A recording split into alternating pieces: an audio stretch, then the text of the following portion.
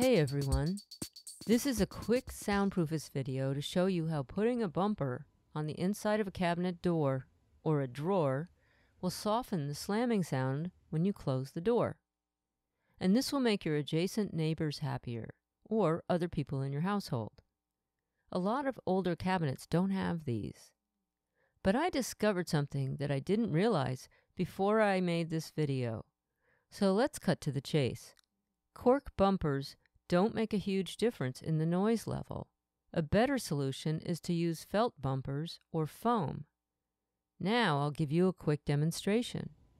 Here's what the cabinet door sounds like with no bumpers on it at all.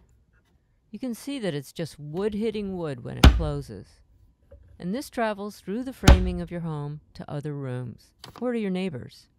Not so great, right? So I bought these inexpensive adhesive back cork bumpers at the hardware store, and I put a few of them on the inside of the cabinet door, at the bottom, in the middle, and near the top. But to my surprise, there wasn't much of a noticeable difference in sound. So what does make a difference then? My other cabinets have felt bumpers on them.